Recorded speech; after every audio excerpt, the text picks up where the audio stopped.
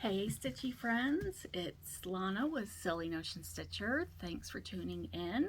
I have another floss tube for you today, and might just be a short one with a few recent whips and some exciting haul.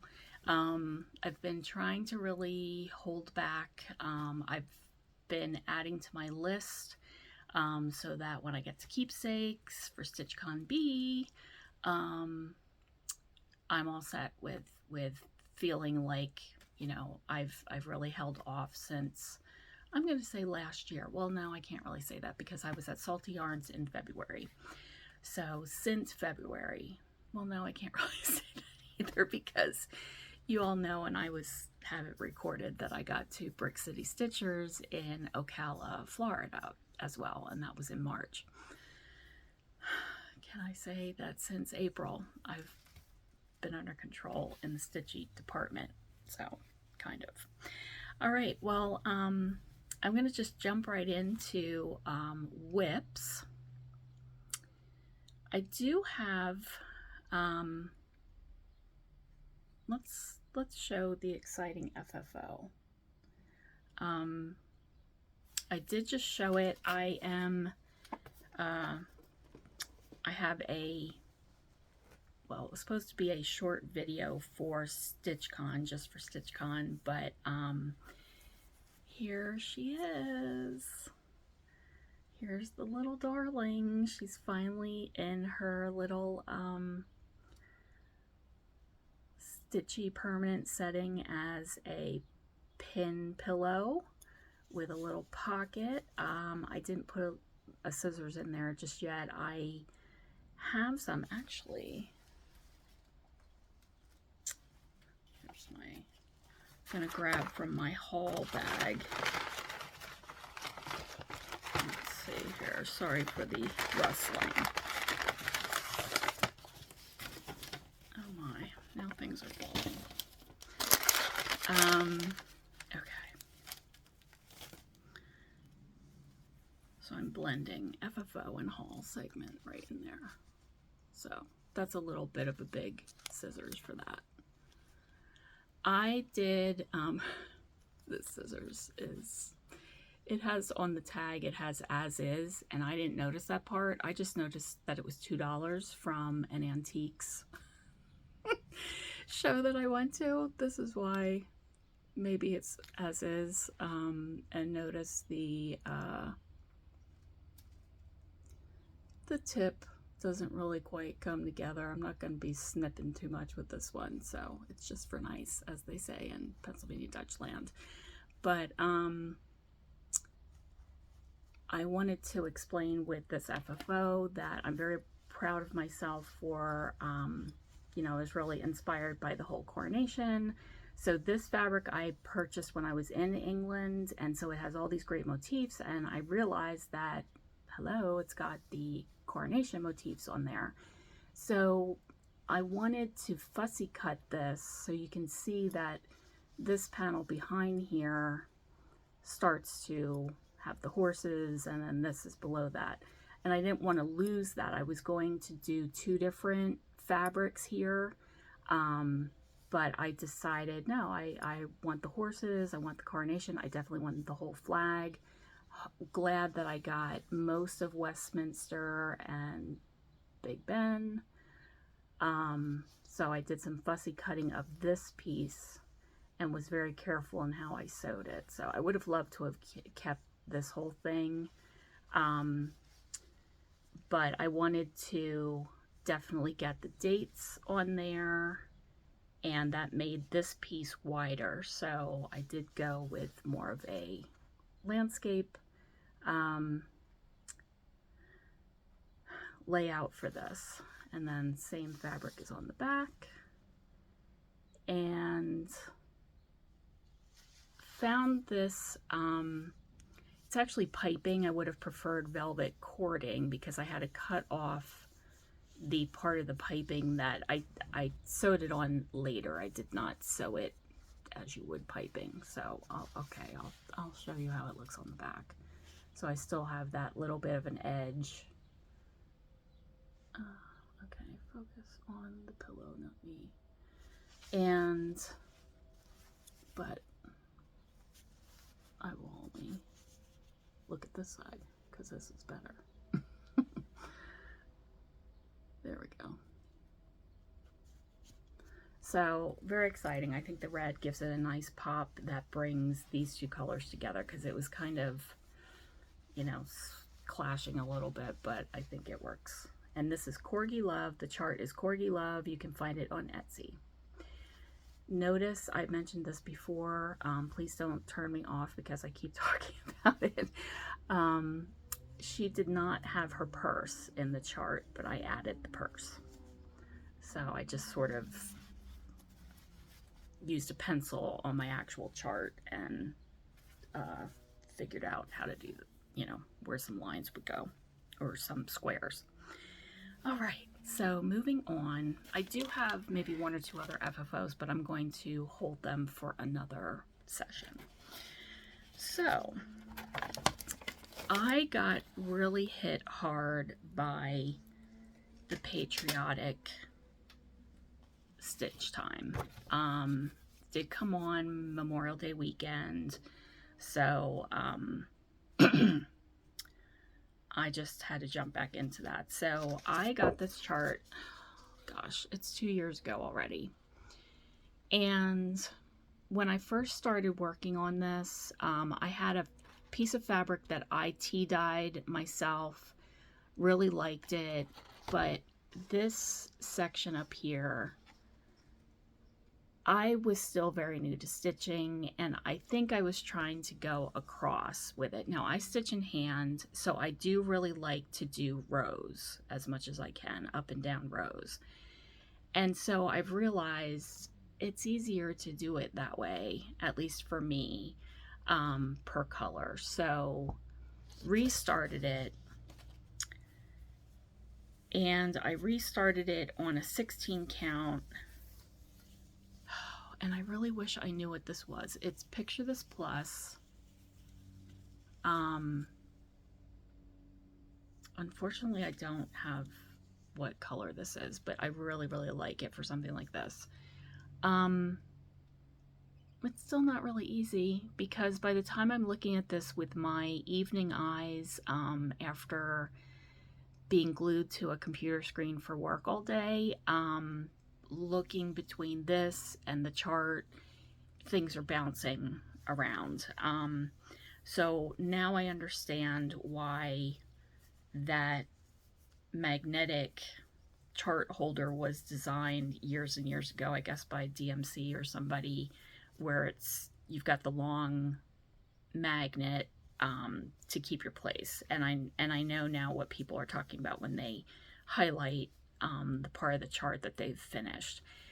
To do that would be a bit tedious, so I am trying to find a way that I can still kind of keep up my speed with hand stitching, and not getting super frustrated. So but I'm enjoying that a whole bunch. And then another start I have intended to do this one as a stand-up. I saw it as a stand-up down at Salty Yarns in Berlin, Maryland, near Ocean City. Salty Yarns has moved away from the boardwalk, unfortunately, but they have a really big store. It's wonderful. And there was a stand-up of this on display, and so I need to get some of my charts, some things sort of outlined and ready to go to stitch at StitchCon. I will be at Weekend B. Coming up, I will be driving out June 14th, so that's next Wednesday, and staying there through that Sunday. So this is her skirt. I outlined this, and I am really loving this blue color. I did change the color, the called for color. This is 3750, and the red I'm going to use with it is 816. So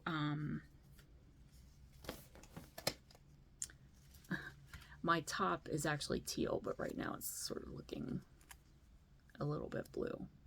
And this is more of a, it's not, I think it's more true on the piece. It's actually, I would put it in that like Civil War blue sort of category. And if you know Weeks, I think it's called Liberty Blue or Lancaster Blue or something like that, I would put it in that category. Okay, so that is the patriotic stitching for now. Oh, I will show this. I was fortunate to find this in a thrift store. This is a Stacy Nash chart.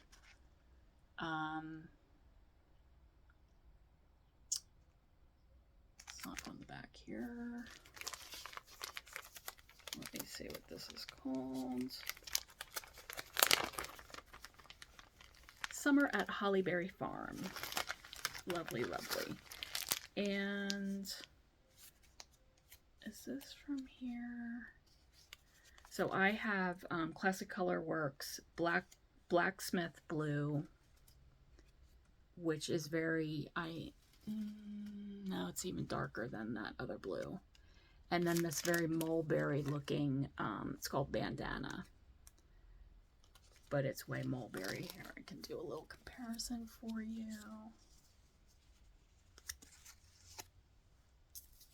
Here's a comparison of the blues. I shouldn't do that because then maybe I'm gonna be like, no, I want this blue instead. But in this particular chart, the blue that it calls for is Old Blue Paint by Gentle Arts. But I think these were some from my stash, and I think I just grabbed them and thought, that's gonna work for that. We'll see if I stick with that. And I wanted to pull out and show you that I am doing a small for, oh, I did show this before, my whip. I am doing a smalls exchange for StitchCon B. I had started doing this, which is the tomato seeds packet from Stitching with the Housewives. I decided not to continue with this, and this is for my smalls exchange. This is from Little House Needleworks. It was part of the Dear Diary series.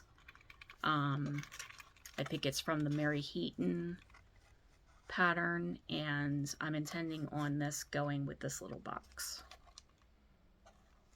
So it sort of brings together the green that's in there, with a few little goodies will be in there. But in terms of continuing with whips, just one final thing to show is that I pulled out, I have this project bag that I made.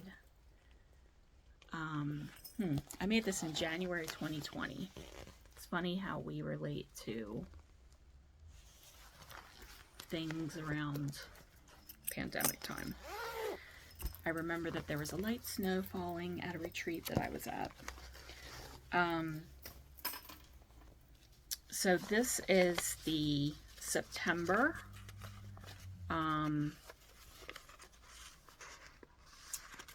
Country Cottage Needleworks. This is sampler of the month. I always forget this. Okay, let's show it the right side and right side up. So I have just one row of some leaves up here that will be essentially like that. I have a little bit there to finish, and I have window back stitching. So this is going to be one thing that I intend on finishing when I'm at StitchCon B, and then I can officially go up and ring the bell to signal. Happy finishes, everyone. which will be very exciting. So I would like to see if there's another one that I could do. You know, if you can do one, why not do two? So that is now getting down to some of the nitty-gritty of what I need to do for StitchCon preparation.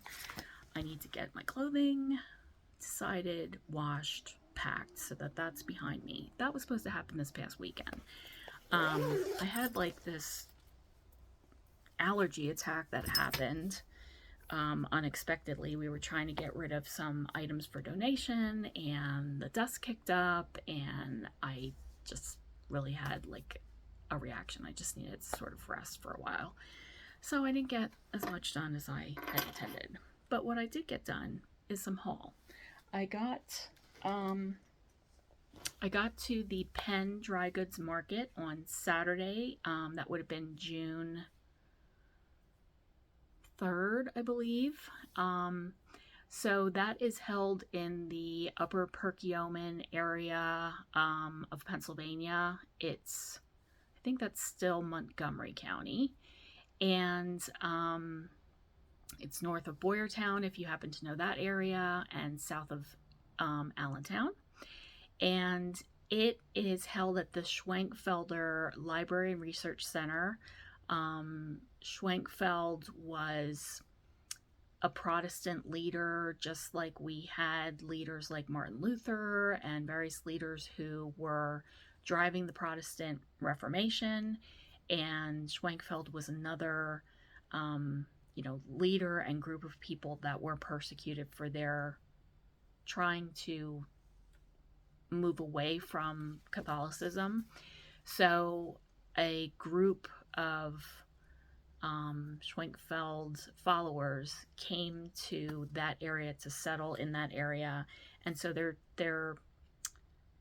I think they definitely came over with the Amish and Pennsylvania Germans, Lutherans, but settled in different places. And so this research center is really wonderful because it's a combination of some of those folks did marry into Amish and Mennonite families, and you have this blend of Pennsylvania Dutch, Pennsylvania German roots and folk art samplers that came over. I had a really great experience of I took lots of pictures of samplers they have on display, and on Saturday, one of the pieces of haul that I purchased, I don't have it here right now, is a new sampler that has been recharted. One of the descendants of this group, Susanna Kriebel. I worked with a person whose last name was Kriebel. I should know how to say it. Susanna Kriebel stitched a sampler. She is a Schwenkfelder descendant. She stitched it in maybe 1841 or something, and someone had it in their family. They've now gifted it to this research center, and now it has been charted. So for $7, I was able to get that chart and a little bit of that story. But my exciting find, after watching Brenda and Laura for close to 3 years now, I'll say like a solid 2 years, I have been seeing Brenda's lovely displays, and this needle cabinet was there at the Penn Dry Goods Market. And so Millwards hails from England, famous needle making company. So right now I just have a variety of my pin containers in here for now, for finishing, especially like with, I intend to make strawberries with Erica Michaels patterns. So I have these in here right now. I also have a whole bunch of button packets that I just acquired. Oh, here they are. These are cute starfish. There were some really cute ladybugs. This is also part of my haul segment. Look at these cuties. I love flamingos. Oh, here they are. If anyone remembers or has been to Lancaster County and has been to the goods store, this is where I got these buttons. They have such great selection. So I was a little horrified after I acquired this. I did ask the man, you know, any story behind this, like where it came from and everything. And he said just really like an estate sale in Upper Pennsylvania. But these were boxes that evidently, you know, were the official cabinets. They were advertisement boxes for the products. So for Millward's needles would have been in here, and, you know, at your old general store, this is where they would pull them out for you. Now, I learned in my research that they moved into like hypodermic needles. And I thought, is that what helix needles are? And is this really, you know, not the cozy sewing type needles that I thought would have been stored in here? I think I'm okay with that. But I am still doing a little bit of research on this. I didn't look. I should have looked upside down on it. See if there was anything interesting under there. No, it's actually like not super finished, I guess, on the bottom. I've read online that it's walnut wood. Don't know if that's the case. And the original tag that he had on it, he put that in here for me. But it doesn't give a year.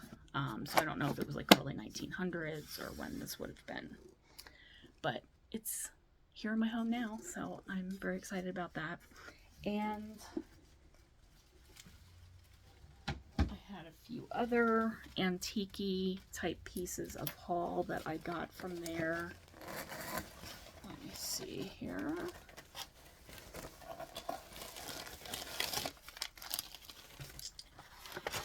Okay.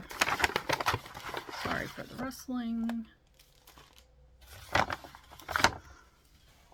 There was one stand that was pretty interesting with a lot of smaller sewing notions and things. So I did go ahead and grab this. I've been to Lake George, New York one time for a nice fall weekend. So this is a little scissor case, I guess, sewing case. Nice golden stork scissors. Sadly, no, like, you know, $500 bill tucked in here or anything like that. So that was one find. I showed you my special unique scissors. Probably none other like it in the world. And there was one more from that stand. Oh, yes, this one I really, really liked. This one was a little bit more. It was $15. Now, I think I'm understanding that when these scissors would have the bent end, that was for being able to lay it flat and clip threads. So I'm hoping that's the type of scissors that it was.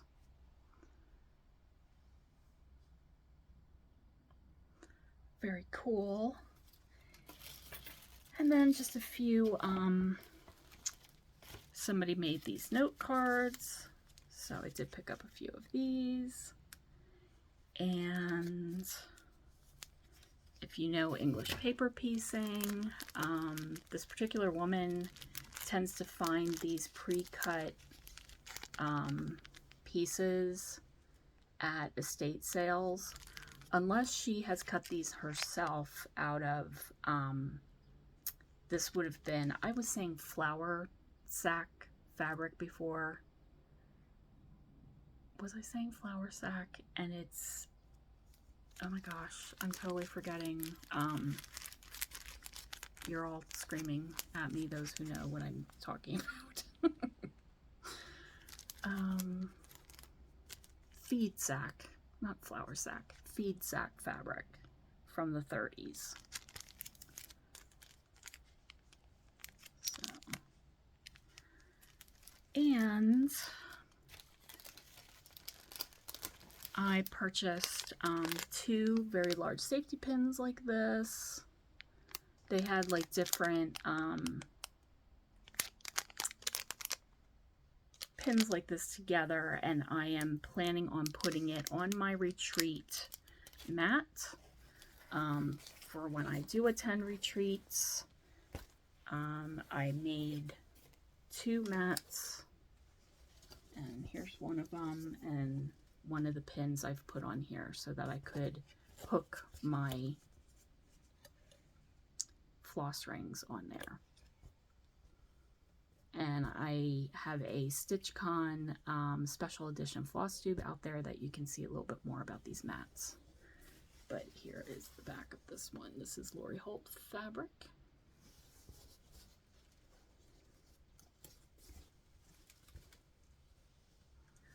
And I would put my lamp on this, and the chart holder I have to hold up my chart, and then it just sort of helps you have an established place so that you know you're not putting your stuff on the people next to you and encroaching on their space.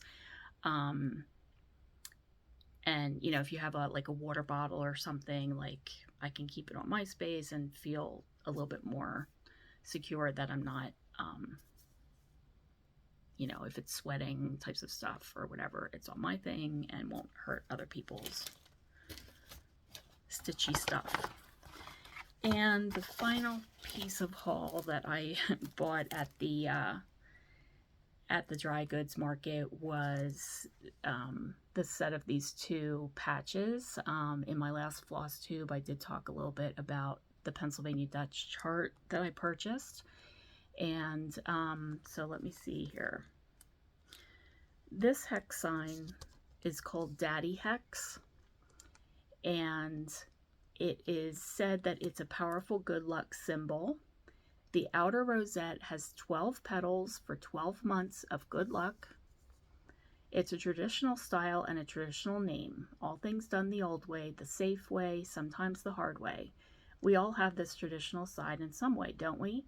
And this goes back to Pennsylvania Dutch hex signs. My heritage on mainly my mother's side is Pennsylvania Dutch.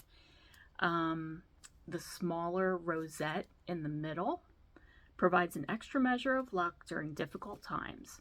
The yellow border is a wish for love and good health all year long. And whoever designed these created the Mama Hex, because there really wasn't a Mama Hex. And it says, Mama Hex, we made this up because we're going to smash the patriarchy. So the Mama Hex is all about the newly born, the wild thing, the free spirit. This hex is the only one of the bunch that isn't a traditional hex, but now it exists because we said so. It has the same properties of good luck and the blue border as a wish for calm, truth, and protection. Wear it proud. So I decided to get these, and I might be borrowing from this patch design to create some charts. We'll see. So thank you so much for tuning in today. Just wanted to give a little bit of a shorter Flosstube tune-in for you, and hope to have more from StitchCon, maybe from the road, and definitely from the event, maybe from the Stitchy Bus at StitchCon B, happening for me. It starts driving out June 14th, but the actual retreat will start the 15th. So stay stitching, everyone, and be well, and I will see you next time. Thank you for tuning in. Thank you for subscribing and liking my videos. I appreciate it. Bye-bye.